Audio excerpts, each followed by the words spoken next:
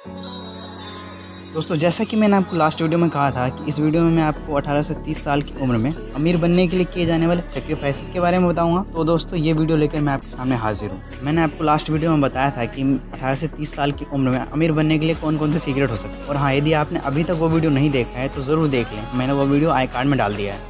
दोस्तों अब हमने सोच लिया है कि हमें अमीर बनना है, लेकिन कहते हैं ना कि कुछ खोए बिना कुछ मिलता नहीं है। अमीर बनने के लिए हमें कौन कौन से सेक्रीफाइसेस करने पड़ेंगे, कौन कौन से सख्त कदम उठाने होंगे, और यही सारी बातें आप आज की इस वीडियो में जानने वाले हैं। दोस्तों आप लोग वीडियो को लास्ट तक ज़रूर देखना, क्योंकि वीडियो के लास्ट में मैं आपको अमीर बनने का एक मास्टर की बताने वाला हूँ। सो वीडियो को लास्ट तक ज़रूर देखना।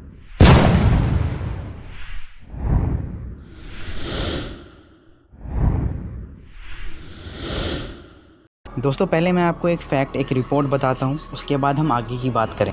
आप इस पिक्चर को बहुत ही ध्यान से देखो। इस पिक्चर में पाई चार्ट के थ्रू बताया गया है कि आप अपनी ज़िंदगी के कहाँ कितने साल बिताते हो। ये जो रिपोर्ट है ये 80 साल के हिसाब से है। इसमें यदि मैं मोटा मोटी बात करूँ तो इसमें आप 28.8 साल यानी कि लगभग 29 साल आप अपनी ज़िंदगी का सिर्फ सोने में बिताते हो, जो कि आपकी ज़िंदगी का 1/3 हिस्सा है। और हम सिर्फ खाना खाने में अपनी ज़िंदगी का 4 साल लगा देते हैं। और चौंकाने वाली बात तो ये है कि हम अपनी ज़िंदगी का 9 साल सिर्फ टीवी देखने, वीडियो गेम्स खेलने और तो और सिर्फ सोशल नेटवर्किंग साइट्स पे अपना टाइम वेस्ट करने में बिता देते हैं अपनी ज़िंदगी का 9 साल।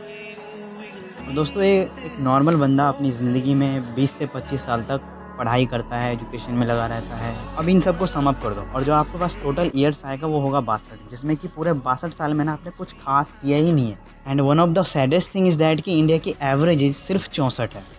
तो दोस्तों आप देख लो कि आपके पास सिर्फ 2 साल ऐसे हैं जिसमें कि आप खाली हो, और इसमें आप अपने ऊपर काम करोगे, अमीर बनोगे, सोशल कम्युनिकेशन करोगे और भी बहुत सारी चीज़ें आपको करनी है, जो कि 2 साल में नामुमकिन सा लगता है। और दोस्तों इतना सब बताने का मेरा एक ही मोटिव था कि आप अपने टाइम की वैल्यू जानो। आपके पास बहुत ही कम टाइम है और इसमें आपको बहुत कुछ करना है, और वो जो आपने गोल सेट किया है उसके लिए टाइम चाहिए, सेक्रीफाइसेस चाहिए, हार्ड वर्क चाहिए। और आपके पास इतना टाइम नहीं है कि आप अपना टाइम वेस्ट करो फिजूल के कामों में, अरे गरे कामों में। आप अपने टाइम का इस्तेमाल करो कुछ सीखने में, कुछ जानने में।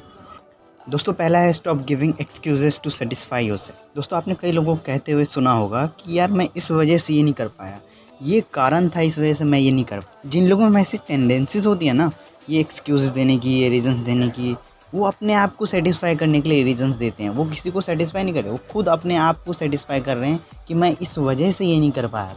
पता है दोस्तों, जब शेर शिकार पे निकलता है और वह यदि शिकार नहीं कर पाता है तो वो ये नहीं सोचता कि मैं इस वजह से शिकार नहीं कर पाया, बीच में झाड़ी आ गई थी या कोई और कारण था, बल्कि वो अपने गलती को स्वीकार करता है, वो अपनी मिस्टेक को मानता है कि यहाँ पे गलती हो गई थी, और वह दोबारा ऐसी गलती ना करने की प्रण लेता है और वो दोबारा शिकार पे निकल पड़ता है। वो हमारी तरह एक्सक्यूज़ेस नहीं देता कि मैं इस वजह से शिकार नहीं कर पाया। और दोस्तों आपको भी यही करना है, शेर की तरह काम करना है, कहीं एक्सक्यूज़ेस नहीं देना कि मैं इस वजह से ये नहीं कर पाया। भाई काम करना है तो करना है। आप कुछ बड़ा करने की कोशिश कर रहे हो तभी आपके सामने प्रॉब्लम्स आ रही हैं। Hashtag be a lion. दोस्तों अगला है don't be in the relationships like BF and GF that we call as girlfriend and boyfriends. अब बॉयफ्रेंड एंड गर्लफ्रेंड का नाम सुनते ही कई लोगों के चेहरे पे मुस्कान आ गई होगी, स्माइल आ गया होगा, लेकिन इस तरह की रिलेशनशिप्स बर्बादी का दूसरा नाम है दोस्तों। ये वो मंज़र है जहाँ पे आप अपने लक्ष्य को, अपने जुनून को, अपने जज्बे को भूल जाते हो। और लिटरली आपको ऐसे रिलेशनशिप्स में नहीं होना चाहिए, क्योंकि कुछ नहीं रखा है यहाँ पे इन सब चीज़ों में। और यदि आप वो हैशटैग रोमांटिक टॉक्स के दीवाने हो, यानी आपको वो रोमांटिक टॉक्स करने में बहुत मज़ा आता है, तो मैं आपको बता दूँ कि आपके अंदर जो पॉजिटिव एनर्जी है कुछ बनने की, कुछ कर दिखाने की, इस दुनिया में अपना नाम बनाने की, ये रोमांटिक टॉक्स उस सारी पॉजिटिव एनर्जी को ख़त्म कर देता है। और दोस्तों यदि आप अभी ऐसे सख्त डिसीजंस नहीं ले पाए तो मुझे नहीं लगता कि आप आगे आने वाली प्रॉब्लम्स के साथ दो हाथ कर पाओगे, उनको सॉल्व कर पाओगे, उनसे लड़ पाओगे, क्योंकि आगे आने वाले प्रॉब्लम्स आपको झुका देंगी। लेकिन आपको टफ़ रहना है, टफ़ उनसे लड़ना है, उनसे दो दो हाथ करना है और दुनिया में अपना नाम बनाना है। दोस्तों यदि आपने अभी तक हमारे चैनल बिलीव इन नॉलेज को सब्सक्राइब नहीं किया तो सब्सक्राइब कीजिए और बेल आइकन को ज़रूर दबा देना, ताकि हमारे चैनल की सारी नई नोटिफिकेशन आपको मिलती रहे। तो अगला है don't spend money on your self physically. दोस्तों आपने कई लोगों को देखा होगा कि मार्केट में जैसे ही कोई नई प्रोडक्ट आती है, नया गैजेट आता है, नया बाइक आता है, उन्हें चाहिए होता है, चाहे कैसे भी हो, चाहिए होता है उन्हें। दोस्तों मैंने आपको लास्ट वीडियो में बताया था कि आपको अपने प्रोडक्ट्स दुनिया को बेचने हैं या फिर उन्हें अपने सर्विसेज प्रोवाइड करानी है। आपके अंदर प्रोडक्ट्स खरीदने से ज़्यादा प्रोडक्ट्स बेचने की टेंडेंसीज होनी चाहिए। और दोस्तों अमीर लोग भी यही करते हैं, वो अपनी ज़िंदगी में अपनी लग्जरीज़, अपने कंफर्टेबलनेस को बाद में लाते हैं। पहले वो अमीर बनने पे मेहनत करते हैं, अपने ऊपर मेहनत करते हैं और फिर वो अपने जीवन में लग्जरीज़ और कंफर्टेबलनेस के बारे में सोचते हैं। दोस्तों हम में से कई लोगों को ख़रीदने की टेंडेंसीज़ होती है।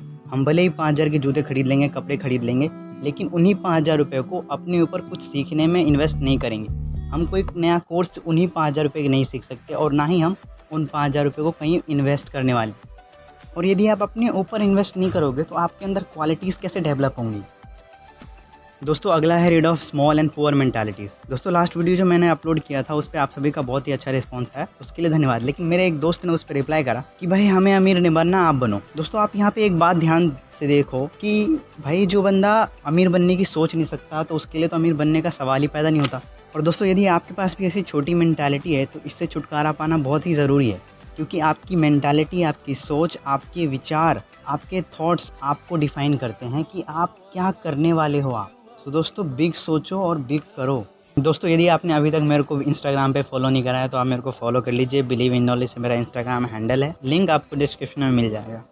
दोस्तों अगला है एंटरटेनमेंट, टीवी एंड कंफर्ट। दोस्तों भले ही हम 2 से 3 घंटा टीवी देखने में, 2 से 3 घंटा मूवी देखने में, 1-2 वेब शोज़ देखने में बिता दें और हम कहते हैं कि हमारे पास टाइम नहीं है। और यदि आप अपने कंफर्टेबल जोन में रहकर ये सपने देख रहे हो कि हम अमीर बनने वाले, तो मुझे नहीं लगता कि आप अमीर बनने के रास्ते पे चल रहे हो। और दोस्तों मैंने आपको लास्ट वीडियो में बताया था कि 16 से 30 साल की उम्र में यदि आप अनकंफर्टेबल हो गए अपनी ज़िंदगी में तो आपकी पूरी ज़िंदगी कंफर्टेबल हो जाएगी। दोस्तों अगला है फर्स्ट लर्न देन रिमूव है। आजकल पैसा तो हर कोई कमाना चाहता है, लेकिन पैसे को इन्वेस्ट कौन करना चाहता है, सीखना कौन कौन चाहता है। स्कूल वाले आपको एम्प्लॉय बना सकते हैं, लेकिन वो आपको कभी ये नहीं सिखाएंगे कि how to manage money, how to handle money, how to invest money, how to manage time and so on. इसके लिए आपको फाइनेंशियल बुक्स पढ़नी पड़ेंगी, जिन बुक्स को सक्सेसफुल लोगों ने लिखा है, उन्होंने अपने एक्सपीरियंस उन बुक्स में शेयर करा है। आपको ऐसे बुक्स को पढ़ना चाहिए।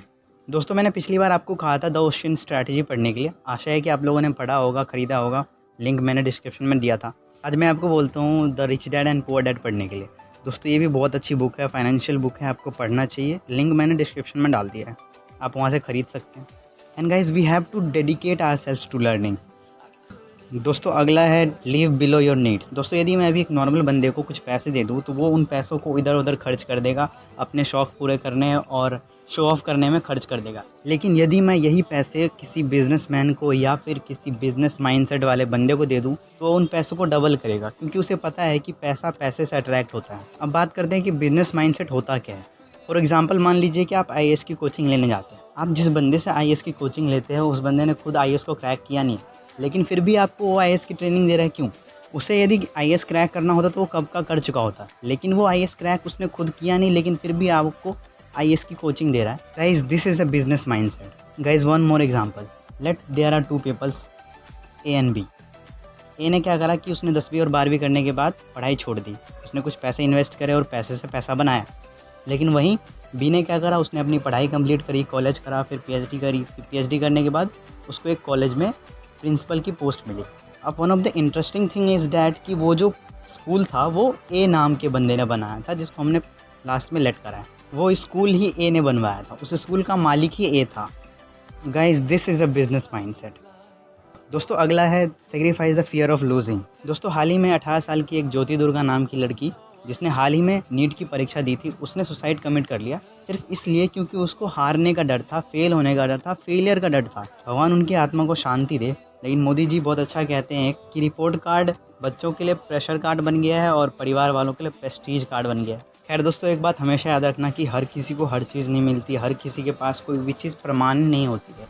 और आप ये खौफ तो पालो मत कि यार मैं ये नहीं कर पाया तो मेरे को ये नहीं मिलेगा। बस आप अपनी काबिलियत ऐसी बनाओ कि लोग आपसे मिलने के लिए तरसे, और आपकी शख्सियत ऐसी होनी चाहिए कि लोग आपको मरने के बाद भी याद करें। तो अगला है हैप्पीनेस एंड सम स्लीप। यार आप ही सोचो, जो बंदा दिन के 14-15 घंटे काम कर रहा होगा उसकी ज़िंदगी में खुशियाँ कहाँ से होंगी। और हाँ याद रखना आप एक बात कि वो बंदा काम कर रहा है 14-15 घंटे तो वो अपनी ज़िंदगी में खुशियाँ लाने के लिए ही काम कर रहा है। और रही बात सोने की, तो यदि आप रोज़ 8 से 9 घंटा सोते हो तो उसमें से थोड़ा सा टाइम निकाल के उस टाइम को किसी वैल्यूएबल टाइम में लगाओ। दोस्तों अब बात करते हैं अमीर बनने का मास्टर की। दोस्तों आपको लोगों की ज़रूरत, लोगों की आवश्यकता, लोगों की कंफर्ट को अपना अमीर बनने का ज़रिया बनाना होगा। आपको पता होना चाहिए कि लोगों की ज़रूरत क्या है, लोगों की आवश्यकता क्या है। यदि वो उनकी ज़रूरत है तो वो आपके प्रोडक्ट्स या फिर आपकी सर्विसेज 100% खरीदेंगे, क्योंकि वो उनकी ज़रूरत है। और मैंने आपको लास्ट वीडियो में बताया था कि दुनिया के बिलियनर्स किस किस फील्ड में हैं। जाओ और वीडियो देखो और पता करो और उस फील्ड में धावा बोलो, अमीर बनने की राह पे चलो। और हाँ, यदि आप दोस्तों सोचते हो कि मैं अपने बिज़नेस को अकेले एक्सपैंड कर दूंगा, तो आप बिल्कुल गलत सोच रहे हो।